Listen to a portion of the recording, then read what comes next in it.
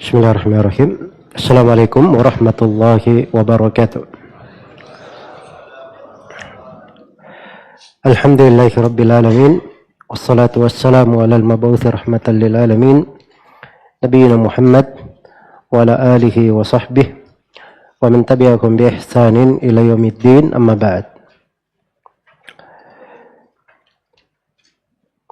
Alhamdulillah, kembali kita melanjutkan kajian kita membahas kitab Alfiyah As-Siratin Nabawiyah yang dikenal dengan nama Nazm Ad-Durrus Saniyah fi Siyariz Zakiyah, karya Imam Al-Hafidh Zainuddin Abdurrahim bin Husain Al-Iraqi rahimahullahu ta'ala.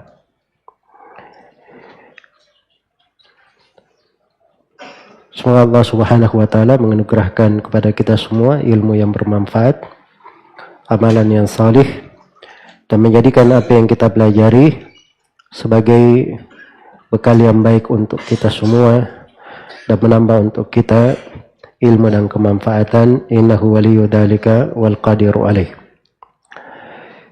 Baik, kita akan memasuki bab berikutnya di bait syair yang ke-445, Dzikru mu'jizatihi sallallahu alaihi wasallam, penyebutan tentang mukjizat Nabi sallallahu alaihi wasallam. Ya,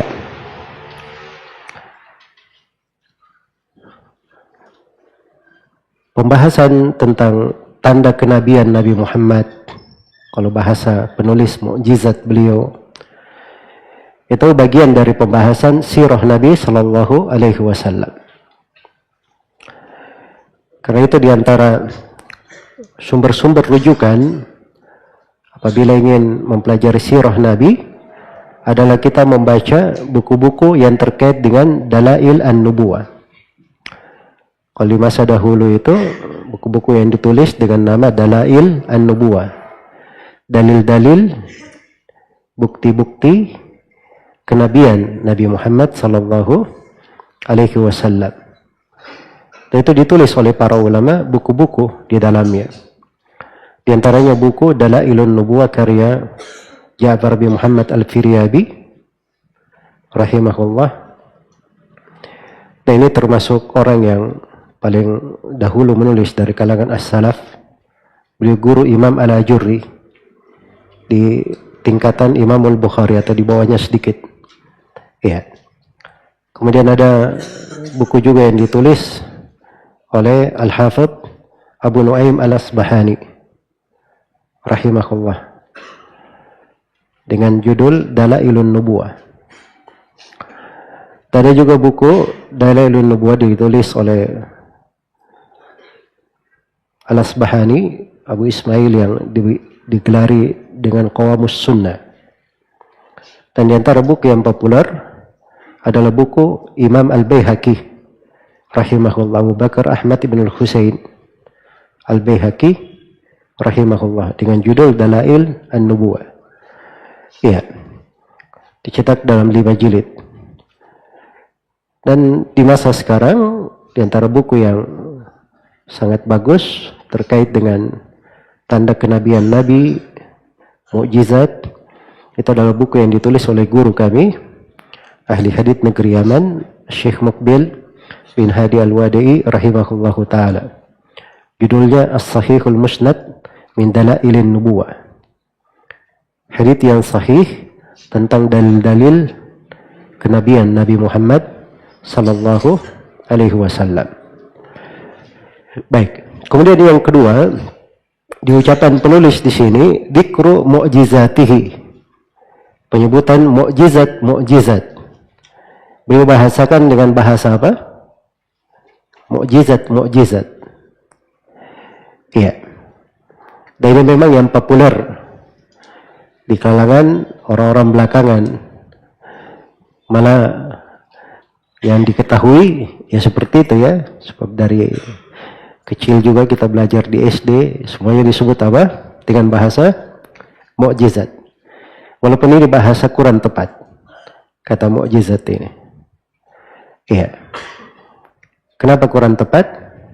Karena ini tidak ada di lafaz penggunaan Al-Quran dan Sunnah Rasulullah Sallallahu Alaihi Wasallam. Bahkan Syekhul Islam Ibn Taimiyah rahimahullahu ta'ala menyebut bahwa ini penggunaannya itu berasal dari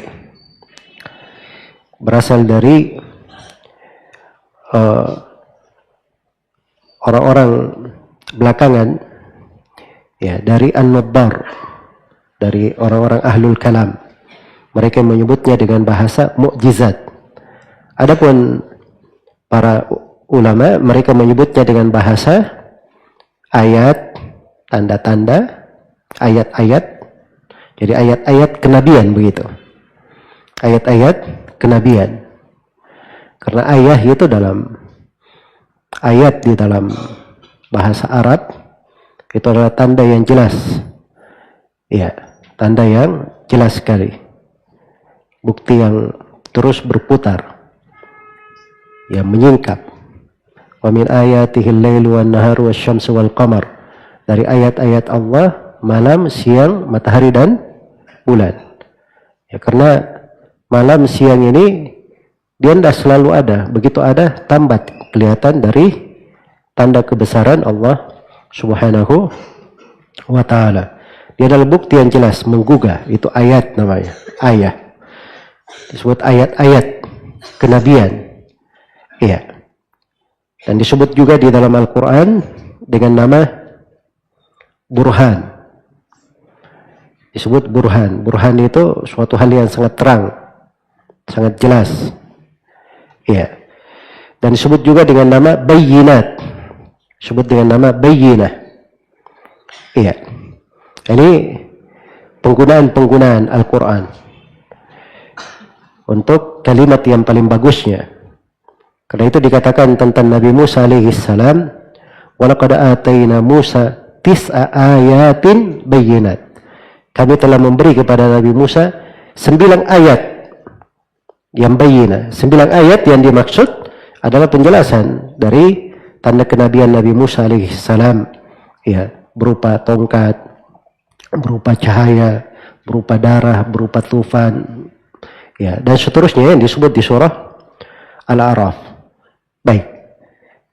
Dan ketika disebut di surah Al-Qasas tentang Nabi Musa alaihissalam diberi tongkat berubah jadi ular, masukkan tangannya ke ketiaknya, keluar cahaya, maka Allah firman, "Fadanika burhanani min rabbik." Begitu adalah 2 burhan dari Rabbmu. Disebut dengan nama apa? Burhan. Ya, dan juga di tempat yang lain disebut dengan nama bayyinat. "Walaqad ja'akum Musa bil bayyinat." Telah datang kepada kalian Nabi Musa alaihi salam dengan bayyinat. Disebut dengan apa? Dengan bayyinat. Bayyinat. Baik. Jadi itu penamaan-penamaan yang paling tepatnya disebut dengan ayat-ayat kenabian, bukti-bukti kenabian, dan tanda-tanda kenabian Nabi Muhammad SAW. Baik. Adapun mukjizat, kata mukjizah itu tidak ada lafadznya di dalam Al-Quran, tidak ada di dalam Sunnah, tidak di dalam Sunnah. Hanya saja populer di kalangan orang-orang belakangan menggunakannya. Jadi repot juga ya kalau kita memberi misalnya judul ayat-ayat kenabian Nabi Muhammad, ya, orang menyangkanya ini mau dibacakan ayat-ayat Al-Quran. Kan begitu, sebab populernya orang menyangka kalau ayat yang bermakna mukjizat itu disebut mukjizat. Iya. Karena itu mukjizat didefinisikan oleh Al-Manawi di syarah beliau terhadap Al-Fiyah ini. Kata beliau mukjizat itu jama' dari mukjizah. Wa hiya amrun khariq lil 'adah, makrunun bit tahaddi. Iya.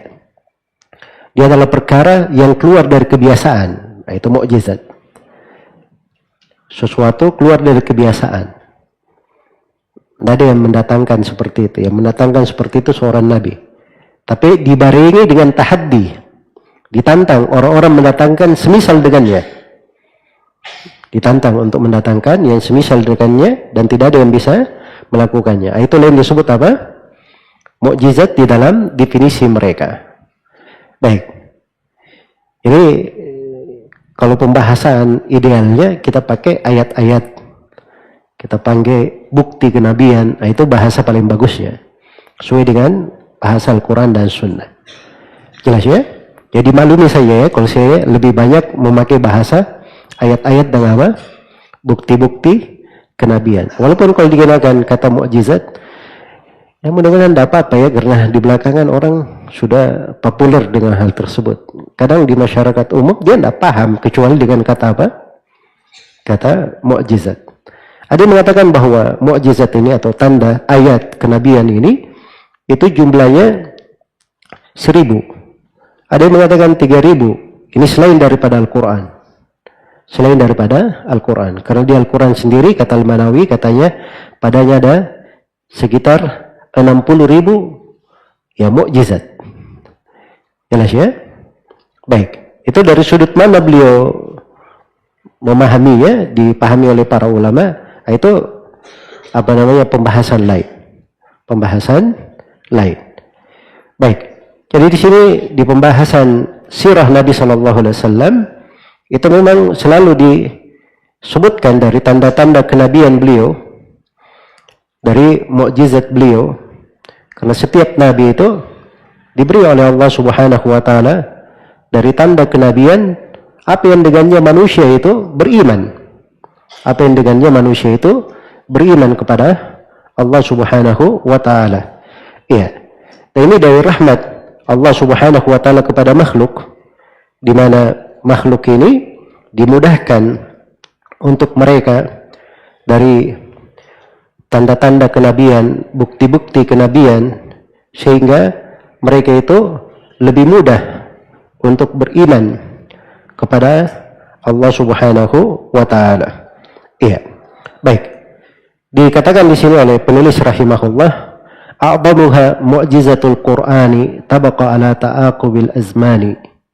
Yang paling agungnya dan paling besarnya dari mukjizat Nabi, dari tanda kenabian Nabi Muhammad sallallahu alaihi wasallam adalah Al-Qur'an. Itu yang paling agungnya. Iya, dan mukjizat ini kekal sepanjang masa. Mukjizat ini kekal sepanjang masa. Baik. Jadi ini mukjizat yang pertama. Kita hitung ya, mukjizat yang akan disebutkan oleh penulis di sini, jumlahnya puluhan. Iya. Beliau menyebutkan dengan hitungan sederhana. Baik, jadi yang paling agungnya adalah Al-Quran. Paling agungnya adalah Al-Quran. Al-Quran yang dikatakan oleh Allah Subhanahu Wa Taala, la ya'tihil batilu min baini yadayhi wala min khalfih tanzilun min hakimin hamid. Al-Quran itu tidak didatangi oleh kebatilan, tidak dari depannya dan tidak pula dari belakangnya.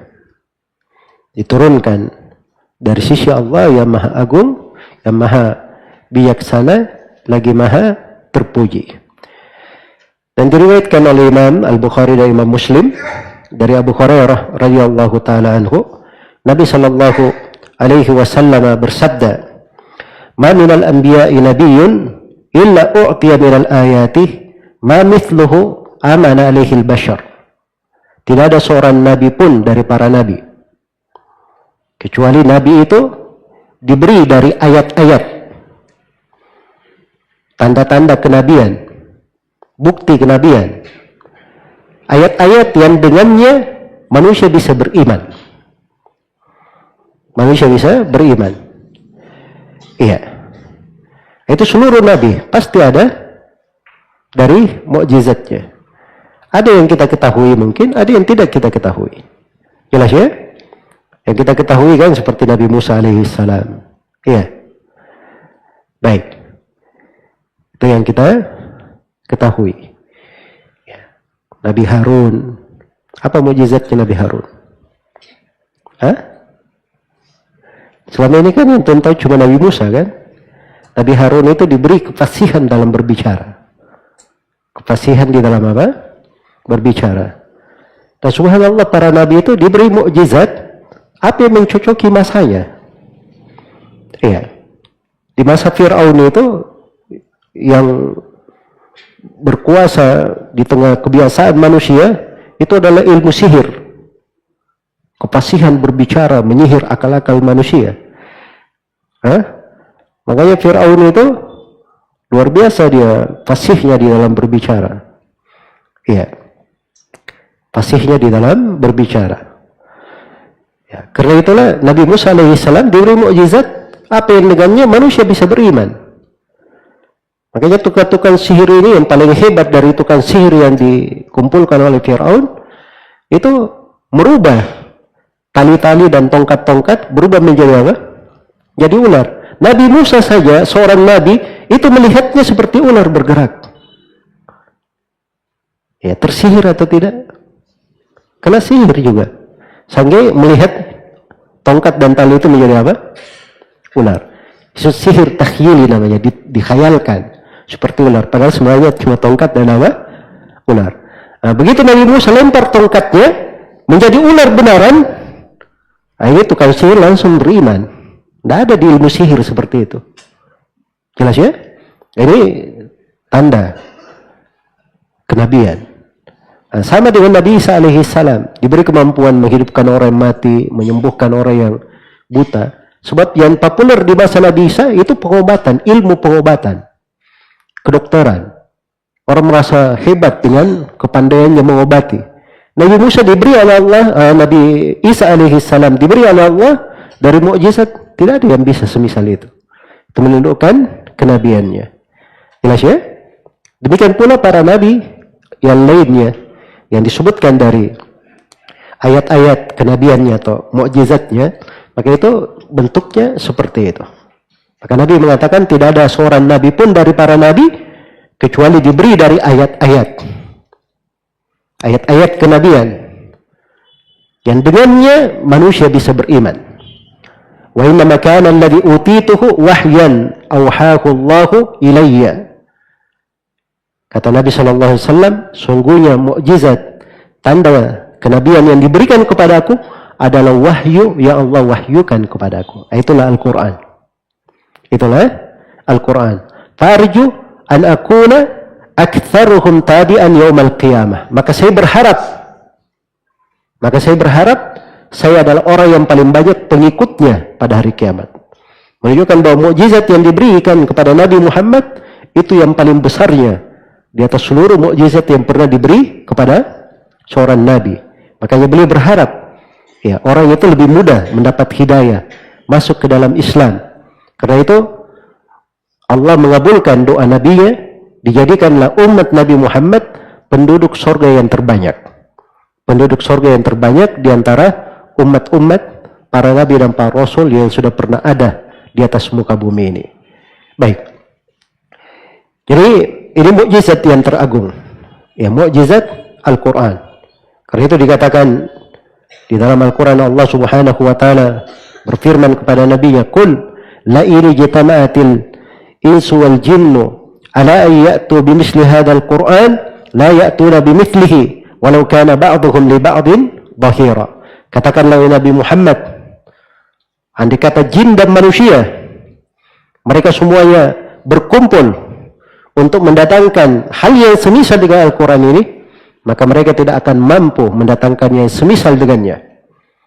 Walaupun sebagiannya di atas sebagian yang lain saling tolong menolong. Iya. Ini tantangan sudah ada semenjak dahulu. Sudah ada semenjak dahulu. Kalian disebut tantangannya mendatangkan Al-Quran semisal. Iya. Datang tantangannya dalam bentuk datangkan bi asyri suwarin muftarayat, 10 surah saja.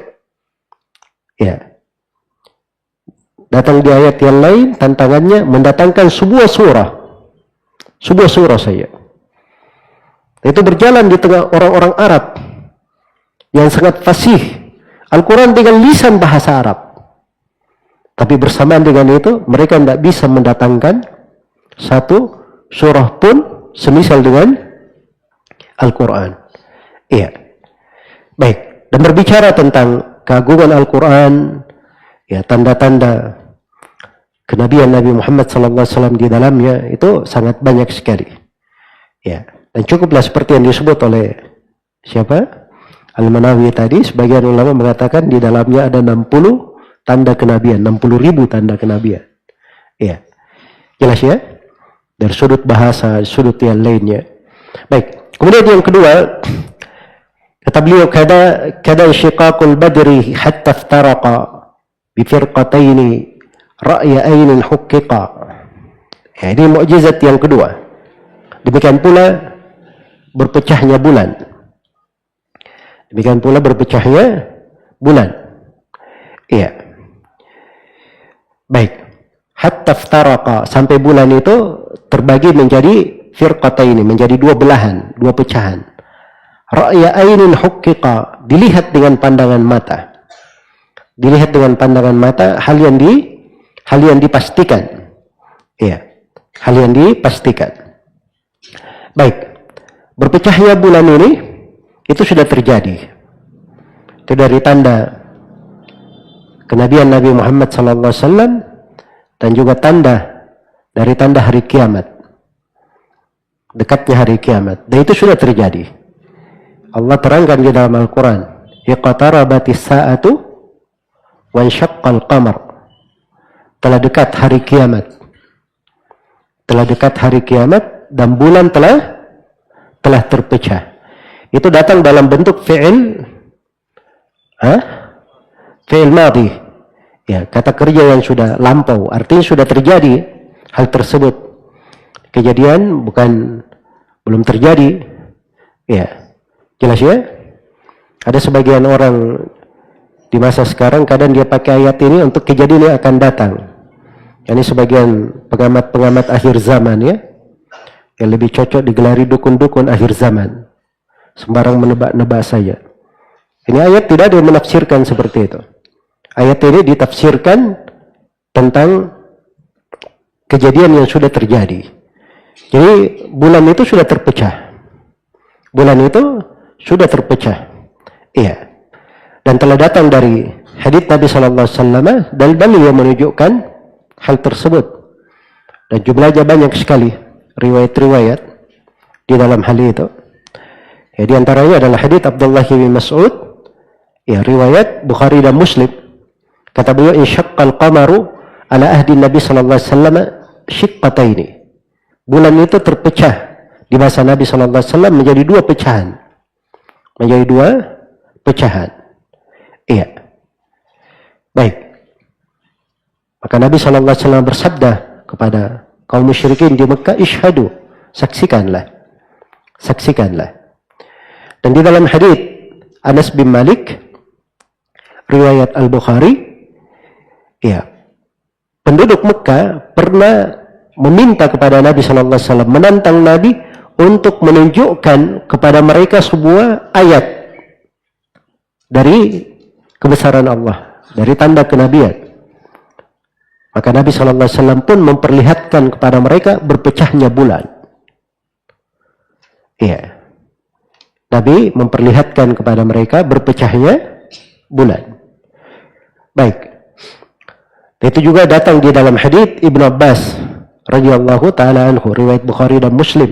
Ya. Dan banyak lagi dari sahabat-sahabat yang meriwayatkan. Iya. Dan di dalam sebagian riwayat diterangkan bahwa ya, Rasulullah sallallahu alaihi wasallam memperlihatkan kepada mereka berpecahnya bulan itu sehingga bulan menjadi terbagi dua. Ada satu bagiannya di atas gunung dan satu bagiannya di bawah gunung. Ya. Maka kaum musyrikin berkata, Nabi Muhammad ini telah menyihir kami. Telah menyihir kami. Maka mereka bilang, tunggu aja orang-orang yang melakukan perjalanan. Ya, kalau dia menyihir kita penduduk Mekah, masa semua orang dia bisa sihir? Maka kita tunggu musafir-musafir. Nanti kalau mereka pulang kita tanyai, kalian di malam ini dan ini melihat bulan terpecah atau tidak? Ternyata begitu musafirnya datang, ya, mereka juga menyaksikan bulan terpecah. Jelas ya? Jadi ini terpecah benaran bulan itu. Itu sudah terjadi. Dan itu sudah terjadi, dan itu dari tanda kenabian Nabi Muhammad sallallahu alaihi wasallam. Adapun di ayat dikatakan iqtarabatis saatu, ya hari kiamat telah dekat, itu memang sudah dekat. Dan itu sudah terjadi, kedekatan hari kiamat, kita ini sudah dekat dengan hari kiamat. Sebab dari masa Nabi sallallahu alaihi wasallam, Nabi sallallahu alaihi wasallam sendiri sudah bersabda, bu'ittu ana was-sa'atu kahatain. Saya diutus dan hari kiamat itu, antara saya dan hari kiamat itu seperti ini. Beliau isyarat dengan dua jarinya, jari telunjuk dan jari tengahnya. Artinya jarak yang apa? Jarak yang sudah dekat. Jarak yang sudah dekat. Baik. Jadi ini tanda kenabian yang kedua. Atau kalau bahasa penulis, mukjizat yang kedua. Yang ketiga, dikatakan waqad zawa lahul ilahu haqqa al-arda magriban laha wa syarqa. Ya. Wa qala ma zawahu li sayablughu ilaihi mulku ummati fabalaghu. Ini yang kedua. Apa yang ketiga? Dari mukjizat yang ketiga, yaitu Allah Subhanahu wa taala pernah melipat ya bumi itu untuk nabinya. Jadi bumi itu yang sedemikian jauh ini itu dihimpit, dilipat oleh Allah Subhanahu wa taala. Sehingga Nabi bisa melihat bumi itu dari timur hingga baratnya, bisa dilihat oleh Nabi. Iya. Dan dikatakan kepada Nabi Muhammad sallallahu alaihi wasallam, atau Nabi berkata, sungguhnya kekuasaan umatku akan mencapai antara timur dan barat ini. Maka kata Liraqi fabalagu, terjadilah seperti yang dikabarkan oleh Nabi sallallahu alaihi wasallam. Ya, lihat saja peta dunia itu. Kalau lihat peta dunia, ambil garis dari timur hingga barat, itu negeri-negeri Islam di garis itu. Jelas ya? Negeri-negeri Islam. Ya. Beda antara utara dan selatan, antara utara dan apa? Antara utara dan selatan, itu beda. Ya. Ada negeri Islam tapi sedikit. Makanya di sini disebutkan antara timur dan barat. Antara timur dan barat. Baik, dan terjadi seperti yang dikabarkan oleh Nabi sallallahu alaihi wasallam. Baik, ini tanda kenabian. Jadi Nabi kalau mengabarkan suatu akan terjadi, kemudian terjadi, maka itu disebut tanda kenabian beliau sallallahu alaihi wasallam. Jelas ya? Baik. Kemudian yang keempat, kata beliau, wahanna jid'un nakhli lamma faraqah limimbarin ilaihi hatta talaqah. Ya. Ini yang kelima sekarang. Tanda kenabian yang kelima. Yang keempat, afwan, yang keempat. Wahanna jid'un nakhli. Wahanna artinya terdengar hanin, terdengar tangisan dari al-jidi'. Al-jidi' itu batang kayu, batang pohon. Jid'un nakhla dari pohon kurma, lamma faraqah, ketika Nabi sallallahu alaihi wasallam meninggalkannya, limimbarin ilaihi, karena Nabi sallallahu alaihi wasallam tidak berkhutbah lagi di situ, tapi beliau berkhutbah di atas mimbar. Iya. Hatta talaqah. Terus dia menangis sampai Nabi memeluknya. Ini tanda kenabian yang keempat, disebut dengan tangisan pelepah kurma atau batang pohon kurma. Iya. Jadi subhanallah, Rasulullah sallallahu alaihi wasallam dulunya sebelum dibuatkan mimbar untuk beliau, tadinya beliau berkhutbah itu di atas batang pohon kurma ini. Iya. Kan orang berkhutbah kan perlu tempat tinggi.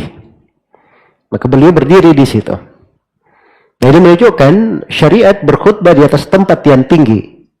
Ya, dan memang begitu orang yang mengajari, orang yang menyampaikan taklim, ya, itu biasanya di tempat yang lebih tinggi daripada orang yang dia berbicara kepadanya, supaya semuanya bisa melihatnya. Dan supaya penyampaian itu bisa apa? Bisa lebih masuk kepada mereka. Dan itu berjalan di tengah umat Islam hingga hari ini. Ya biasanya orang-orang yang mengajar itu, guru-guru yang mengajar kita, itu biasanya duduk di atas kursi, atau mereka berdiri, atau duduk di atas kendaraan, atau yang semisal dengannya, agar supaya terlihat oleh manusia. Jadi tadinya Nabi berkhutbah di atas sebatang pohon kurma ini. Nah, kemudian setelah itu dibuatkan untuk beliau mimbar. Ya, dibuatkan untuk beliau mimbar. Jadi kisah beliau dibuatkan mimbar ini syah ya di dalam hadits Rasulullah sallallahu alaihi wasallam. Ya, diriwayatkan oleh Imam Ad-Darimi ya rahimahullahu taala, dan selainnya dari dari Ubay bin Ka'ab radhiyallahu taala anhu. Iya. Bagaimana beliau dibuatkan mimbar. Dia membuatkan mimbar untuk Nabi sallallahu alaihi wasallam itu dijelaskan di riwayat yang lain bahwa dia adalah seorang anak muda, ya, budak Najjar, diterangkan di hadits Anas bin Malik ya. Dia adalah seorang anak muda Najjar milik seorang perempuan. Nah, itulah yang membuatkan untuk Nabi sallallahu alaihi wasallam mimbar. Dan mimbarnya itu disebut memiliki tiga anak tangga. Ya. Lahu ats-tsalath darajat. Dibuatkan untuknya mimbar 3 anak tangga. Itulah syariat di dalam mimbar ya, bahwa mimbar itu bagusnya sesuai dengan apa yang dibuatkan untuk Nabi, memiliki 3 anak tangga. Jelas ya? Tapi apakah itu dikatakan sunnah? Ini letak silam pendapat di tengah para ulama. Iya, ada yang mengatakan tidak mesti 3 anak tangga. Iya. Dan yang mengatakan boleh lebih dari 3 anak tangga. Dan kalau dikatakan boleh lebih, memang betul boleh lebih. Hanya saja kalau mimbar itu sifatnya dia memutus shaf, terlalu panjang misalnya, mimbarnya punya 10 tangga, dia putus 2 shaf. Ya, ini namanya sudah apa? Sudah mengganggu dari sholat. Dan itu bisa masuk di dalam bid'ah yang seperti itu. Tapi kalau mimbarnya memang diperlukan tinggi, ya, dibuat tinggi, misalnya untuk manusia, maka itu tidak ada masalah, insyaallah ta'ala. Karena itu berjalan di tengah kaum muslimin, ada mimbar-mimbar, kadang dibuat dalam bentuk bangunan tangga, dia si khatib berdiri di atas, dilihat oleh manusia, karena memang maksud dari mimbar itu agar supaya khatibnya dilihat oleh orang-orang. Maka begitu Nabi dibuatkan untuknya mimbar, ya tentunya Nabi berpindah khutbah ke mimbar tersebut, berpindah khutbah ke situ. Maka begitu beliau berpindah khutbah di situ, terdengarlah suara tangisan dari pohon kurma itu tadi. Iya, terdengar suara tangisan dari pohon kurma sampai didengar oleh seluruh yang berada di masjid. Seluruh sahabat mendengarkannya. Maka Nabi sallallahu alaihi wasallam turun lalu mengambil pohon kurma itu, kemudian memeluknya. Iya, memeluknya. Maka pohon kurma itu menangis seperti tangisan anak kecil. Dia menangis. Iya. Terus dipeluk oleh Nabi sampai dia diam.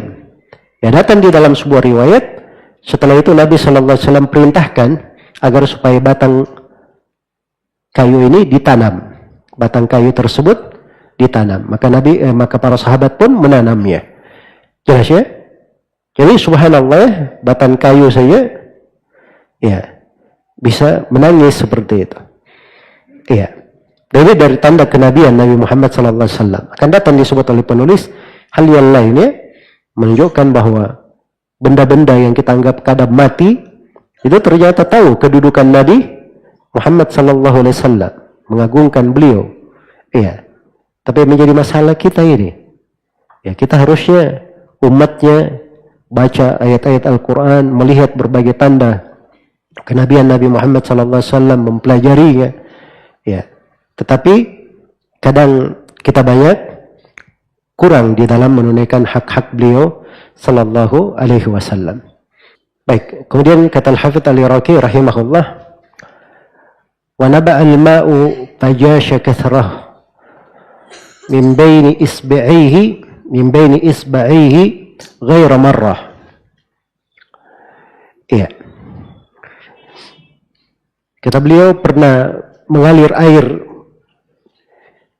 dari jari jemari beliau sehingga air itu menjadi meninggi dan sangat mencukupi. Dan ini terjadi ghairu marrah, bukan cuma sekali. Terjadi bukan cuma sekali. Baik, ini mukjizat yang kelima. Keluarnya air dari sela-sela jari jemari Nabi Muhammad sallallahu alaihi wasallam. Iya. Ini kalimat dari Al-Iraqi sebenarnya membantu ya di dalam memahami fikih hadits. Ketika beliau katakan bahwa ini kejadian bukan cuma sekali. Karena ada beberapa riwayat zahirnya berbeda.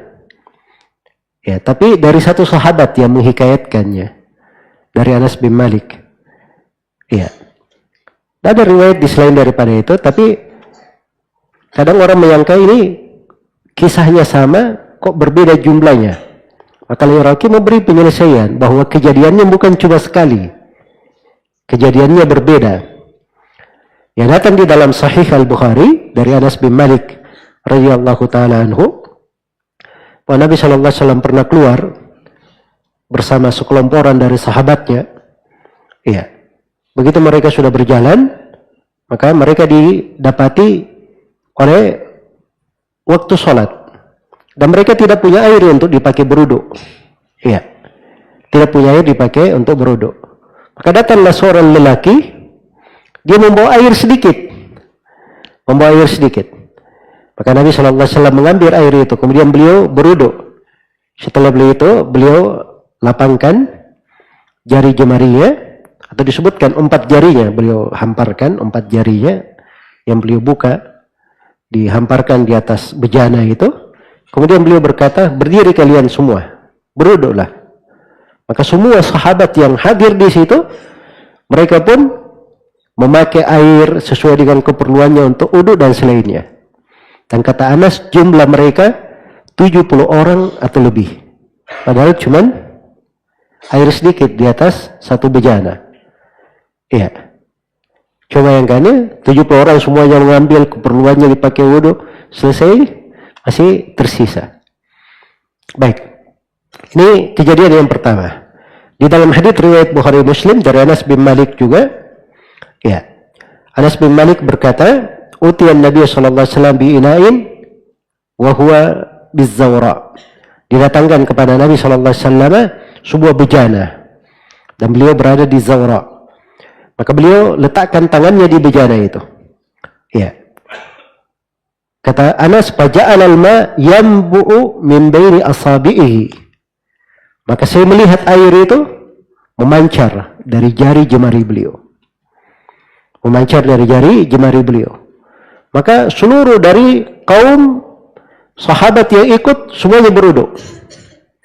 Maka Qatadah Ibn Di'amah Abul Khattab As-Sadusi Al-Basri yang meriwayatkan hadits ini dari Anas, dia bertanya kepada Anas, ya kalian waktu itu berapa orang? Kata Anas, ya sekitar 300 orang. Sekitar berapa? 300 orang. Iya. Dari keberkahan ya Allah Subhanahu wa taala jadikan pada nabinya Nabi Muhammad sallallahu alaihi wasallam. Iya. Tak ada berbagai riwayat yang lainnya tentang kejadian-kejadian bagaimana Nabi sallallahu alaihi wasallam itu ya memancar air dari jari jemarinya. Mancar air dari jari jemarinya. Makanya di sini penulis mengatakan itu terjadi bukan cuma sekali. Terjadi berkali-kali. Terjadi berkali-kali. Baik. Jadi semuanya dari subhanallah, dari tanda kenabian Nabi Muhammad SAW disaksikan oleh para sahabat. Ya, mereka melihatnya dengan mata kepala mereka. Ya. Itulah sebabnya para sahabat itu punya dari keimanan dan keyakinan itu tidak disaingi oleh siapapun yang datang setelah mereka. Itu keistimewaan yang Allah Subhanahu wa taala berikan untuk mereka. Karena mereka memang adalah manusia-manusia pilihan. Dipilih oleh Allah untuk menjadi sahabat Nabi-Nya, Nabi Muhammad sallallahu alaihi wasallam. Sebagaimana dalam hadits Ibnu Mas'ud riwayat Imam Ahmad, ketika Allah telah mengutus Nabi Muhammad sebagai seorang rasul, maka Allah melihat ke hati-hati hamba, ke hati-hati manusia. Maka diketemukan hati para sahabat itu yang paling baiknya, paling bersihnya. Maka dipilihlah mereka oleh Allah sebagai orang-orang yang mendampingi Nabi Muhammad sallallahu alaihi wasallam. Maka mereka ini manusia-manusia pilihan. Manusia-manusia pilihan. Karena itu siapa saja dari sahabat Nabi sudah pernah melihat Nabi, pernah bertemu dengannya, walaupun cuma sesaat, maka itu sudah terhitung sahabat. Punya kedudukan sebagai seorang sahabat tidak dimiliki oleh yang lainnya. Tidak dimiliki oleh siapa yang datang setelahnya, setelah mereka. Makanya kedudukan para sahabat itu diagungkan di dalam syariat. Iya, diagungkan di dalam syariat. Baik. Dan ini juga menggambarkan kepada kita apa manfaat seorang itu mempelajari bab ini tentang mukjizat-mukjizat Nabi Sallallahu Alaihi Wasallam, tanda-tanda kenabiannya, bukti-bukti kenabian. Sebab ini dari pembahasan-pembahasan yang bisa menambah keimanan, bisa menguatkan keimanan. Iya, menguatkan keimanan. Nah ini bukan pembahasan sihir ini. Kalau sihir itu cuma mata saja yang disihir, dihayalkan. Jelas ya? Tapi ini suatu hal yang hakiki yang terjadi. Dan itu tidak mungkin datang yang semisal dengan itu kecuali sesuatu yang Allah jadikan sebagai tanda kenabian untuk beliau sallallahu alaihi wasallam. Iya. Ini pembahasan-pembahasan tentang mukjizat-mukjizat Rasulullah sallallahu alaihi wasallam, tanda-tanda kenabiannya, dari manfaat yang sangat besar yang kita petik darinya adalah menambah keimanan. Adalah menambah keimanan kita akan benarnya Rasulullah sallallahu alaihi wasallam. Dan seluruh hal tersebut itu untuk membuktikan bahwa beliau adalah seorang rasul. Iya. Seorang nabi. Seorang nabi. Betul beliau itu diberi dari hal-hal yang lain. Diberi hal-hal yang lain. Kalau diberi dari hal-hal yang lain, itu cuman sebagai tanda-tanda dan bukti-bukti untuk kenabian dan kerasulan beliau. Semuanya mengarah ke sana. Karena itu tidak boleh mengatakan bahwa nabi itu adalah seorang dokter, ya, datang bidang kesehatan, dia lihat, oh di dalam Al-Quran dan hadits ada pokok-pokok dasar pembahasan ilmu kesehatan. Kalau begitu Nabi ini dokter, ya. Sampai saya lihat di sebagian masjid ya ada buku-buku, ya Masya Allah. Nabi sebagai pebisnis ulung, sebagai seorang pemimpin, pemimpin perang, sebagai ahli manajemen, ahli strategi, ya, yang tidak dia hitung di situ sebagai nabi dan rasul saja, yang tidak ada. Jelas ya? Karena itu orang-orang kafir, dia di hitungan tokoh-tokoh dunia itu Nabi Muhammad nomor 1. Tapi mereka menghitungnya dari sudut mana? Dari sudut itu saja. Dan itu pembeda yang membedakan antara umat Islam dan orang-orang kafir dalam menilai Nabi Muhammad SAW, bukan di sudut itu. Umat Islam itu dari seluruh tanda-tanda kenabian itu adalah untuk membuktikan beliau adalah Rasul dan beliau adalah Nabi Allah Subhanahu wa Ta'ala. Baik, kemudian di bait syair yang ke-151 berkata penulis rahimahullahu ta'ala, wasabbahal hasa bikaffihi bihaq. Ini mukjizat yang ke-6. Batu-batu bertasbih di tangan Nabi sallallahu alaihi wasallam dengan hak. Baik. Itu ada riwayat ya. Ada riwayat di dalam hal tersebut. Ya. Tapi haditsnya ada kelemahan. Dan semua hadits yang terdapat di dalamnya Nabi menghitung tasbih dengan biji-bijian atau batu-batuan, itu semuanya ada kelemahan pada haditsnya. Baik. Dan disebutkan di sini oleh penulis terkait dengan kerikil-kerikil yang bertasbih di tangan beliau. Akan datang nanti terkait dengan batu bertasbih. Iya. Baik. Kemudian yang ke-7, kadat ta'amu indahu bihi nataq. Demikian pula makanan. Di sisi Nabi SAW, makanan ini berbicara. Iya. Yang terkait dengan makanan, berbicara. Baik. Tapi yang disebutkan dari makanan berbicara, itu syah di dalam hadits Ibnu Mas'ud, riwayat Al-Bukhari. Iya. Dan disebut makanan itu bertasbih di sisi Nabi sallallahu alaihi wasallam. Dan datang di sebagian riwayat terkait dengan kambing yang dimakan oleh Nabi, maka kambing itu mengabarkan kepada Nabi. Kambing yang dihadiahkan oleh orang Yahudi beracun. Jadi kambing itu yang mengabarkan kepada Nabi bahwa dia adalah beracun. Ya, dia adalah beracun. Jelas ya? Itu dari tanda kenabian Nabi Muhammad sallallahu alaihi wasallam. Makanya si perempuan Yahudi yang memberi kambing beracun itu, ya dia berkata, ya kalau memang kamu seorang nabi, kamu tidak akan terbahayakan oleh kambing yang beracun. Ya. Jadi Nabi tanya kepadanya, kenapa kamu beri saya kambing beracun? Ya. Kata perempuan ini, kalau kamu seorang nabi, kamu tidak akan dibahayakan oleh kambing yang beracun. Dan kalau kamu bukan nabi, maka kita akan beristirahat dari kamu. Ya, jadi begitu alasannya. Jelas ya? Baik. Kemudian mukjizat yang berikutnya, dan ini yang keberapa? Yang ke-8. Wasyajarun wahajarun qad sallama. Ya. Ini batu dan pohon memberi salam kepada Nabi sallallahu alaihi wasallam. Baik. Jadi batu, kemudian pepohonan.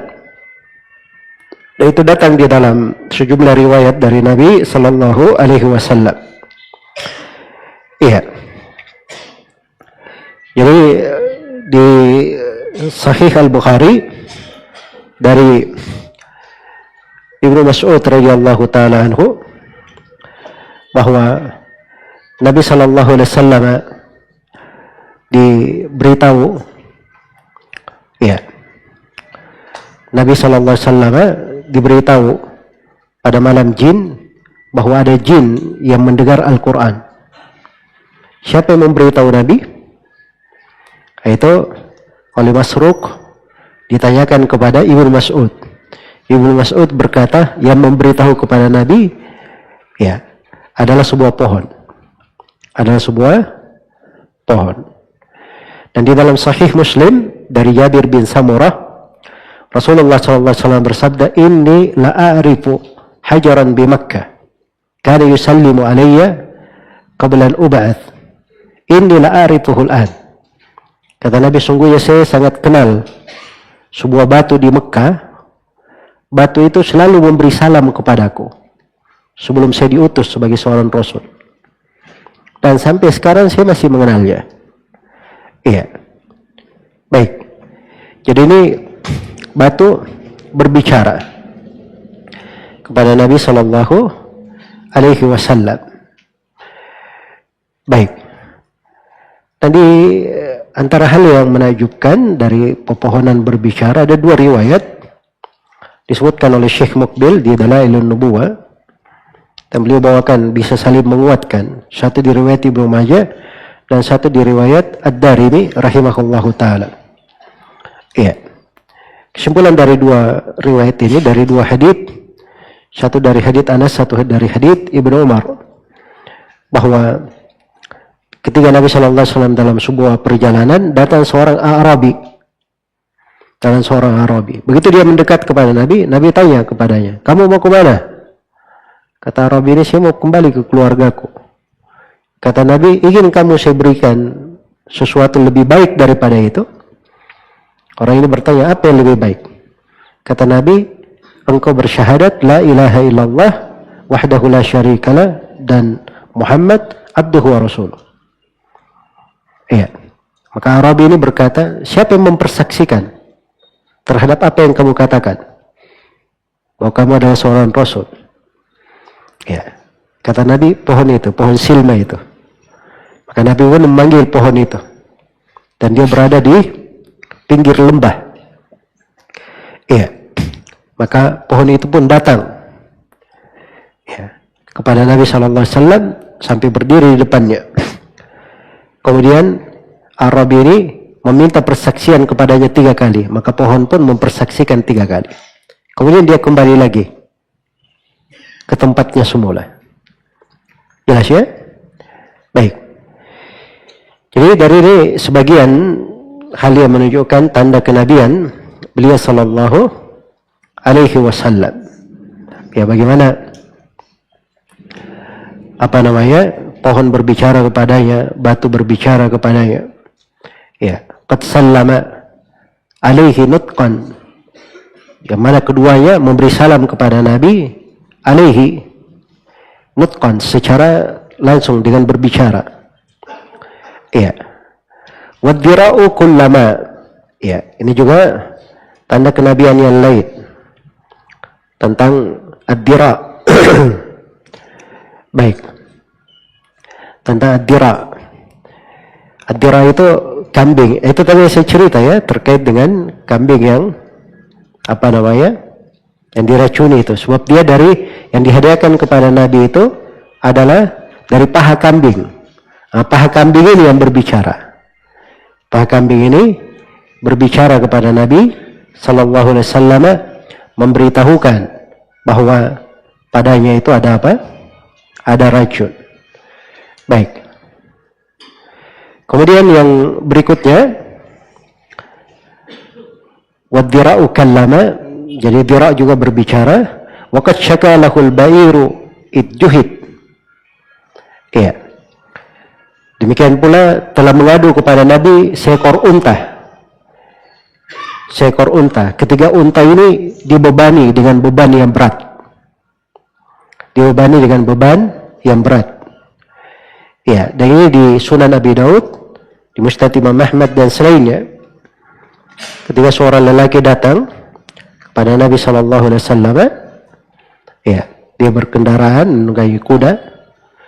Maka setelah itu Nabi datang, begitu Nabi melihat unta itu, dan unta itu melihat kepada Nabi, maka dia pun menangis terseduh-seduh. Ya, dan basah kedua matanya dengan air mata. Maka Nabi SAW mengusap air mata itu sampai dia tenang. Lalu dia panggil pemiliknya. Dia panggil pemiliknya, dan Nabi beritahu bahwa unta ini mengeluh kepadanya bahwa engkau menyakiti dia dan membebani dia dengan hal yang memberatkannya. Iya. Masya Allah, unta saya mengadu kepada Nabi Sallallahu Alaihi Wasallam. Iya, beliau tahu kedudukan Nabi sallallahu alaihi wasallam. Baik. Berikutnya di antara hal yang menakjubkan juga, wa bin nubuwati lahu adz-dzibu syahid. Wa bin nubuwati lahu adz-dzibu syahid. Dan seekor serigala adz-dzibu, ya itu di riwayatnya gitu ya. Walaupun kalau ditulis adz-dzibu nggak apa-apa. Dzibu juga nggak ada masalah. Dari sisi qafiyah wazannya seimbang saja. Baik. Dan serigala itu juga mempersaksikan kenabian Nabi Muhammad sallallahu alaihi wasallam. Iya. Baik. Jadi ini serigala ya. Serigala. Jadi subhanallah, sebuah riwayat datang di di Sahih Ibnu Hibban, sebagaimana di dalam Al-Mawrid Ad-Dham'an. Ibnu Hibban meriwayatkan dengan sanadnya kepada Abu Sa'id Al-Khudri radhiyallahu taala anhu. Dan haditsnya disahihkan oleh Syekh Muqbil rahimahullah di Dalail An-Nubuwah. Kata beliau, ada seorang pengembala yang mengembala kambing, tiba-tiba dihadang oleh serigala, dan serigala ini membawa seekor kambing dari kambing-kambingnya. Maka kepada pengembalanya ada, langsung dikejar ya serigala ini. Ya. Kemudian dilepas kambingnya itu. Maka serigala ini berkata kepadanya, "Ala tattaqillah? Tidakkah kamu bertakwa kepada Allah? Tahulu baini wa baina rizqin saqahu Allahu ilayya. Kamu memisahkan antara saya dan rezeki yang Allah giring kepada saya." Ya Masya Allah ya, serigala guru orang apa? Bertakwa kepada Allah. Padahal dia nyuri kambing. Ya, nyuri kambing orang, bersama dengan itu dia suruh orang apa? Bertakwa kepada Allah. Ya. Karena itu ada yang membahasakannya, seorang penyair, dia katakan, "Kharajat tha'labu yawman bilibasil wa'irina." Ya, katanya suatu hari serigala dia keluar dengan pakaian para penasihat. Jadi hebat juga serigala, kadang bisa pakai jubah, pakai ini. Ya, berdiri sebagai apa? Sebagai penasihat. Padahal serigala. Ya. Baik. Ya, ketika dia berbicara seperti itu, maka pengembala kambing ini berkata, "Al-ajab lidhib yatakallam." Menakjubkan. Serigala berbicara. Ya. Serigala berbicara. Ini serigala lagi berkata lagi kepadanya, ya, "Kamu merasa heran dengan saya berbicara. Inginkah kamu saya beritahu sesuatu yang lebih mengherankan daripada saya berbicara ini?" Ya. Itu adalah Rasulullah. Dia sudah keluar antara dua gunung. Ya, maksudnya di kota Madinah. Ya. Di kota Madinah. Dia telah menceritakan kepada manusia tentang kenabiannya. Jelas ya? Maka pengembala kambing ini pun dia membawa kambing-kambingnya. Dia dari luar Madinah. Dia bawa kambing-kambingnya, dia giring kambing-kambingnya itu sampai dia masuk di kota Madinah. Dia berada di sebuah sudut dari Madinah, dia berada di situ. Dia simpan kambingnya, ya. Lalu dia masuk menjumpai Nabi sallallahu alaihi wasallam dan menceritakan apa yang diucapkan oleh serigala itu. Maka Rasulullah sallallahu alaihi wasallam pun berkata kepada pengembala kambing ini, "Kamu sudah beritahu orang apa yang diucapkan oleh apa yang baik." Jadi orang ini memberitahukan kepada Nabi sallallahu alaihi wasallam. Ya. Maka Nabi pun berkata kepada pengembala kambing, "Beritahu orang apa yang diucapkan oleh serigala tersebut." Ya, setelah itu Nabi bersabda, "Sadaqar ra'i." Sungguhnya si pengembala kambing ini telah benar dalam ceritanya. "Ala inna min asyratis sa'ah kalam as-sibai al-ins." Ketahuilah dari tanda hari kiamat adalah hewan-hewan buas berbicara kepada manusia. Iya. Walladzi nafsi biyadihi la taqumu as-sa'atu hatta takallama as-siba'u al-insa wa yukallimu ar-rajulu na'lahu wa atba sawtihi wa yukhbiruhu fakidahu bi hadathi ahlihi ba'dahu. Iya. Ini semuanya dari tanda hari kiamat ya, akan datang binatang buas berbicara kepada manusia. Ya. Dan bahkan Nabi bersumpah tidak tegak hari kiamat sampai binatang buas berbicara kepada manusia. Jadi selain daripada hewan yang keluar ya, sebab hewan yang keluar itu dari berbicara kepada manusia itu lain lagi. Itu dari tanda kubra. Kalau ini tanda kecil, ini sudah terjadi. Jelas ya, sudah terjadi. Tapi hewan yang disebut dari tanda besar hari kiamat itu hewan yang keluar dari Masjid Nabawi. Dia keluar berbicara kepada manusia. Jelas ya? Jadi itu kejadian lain. Kejadiannya lain.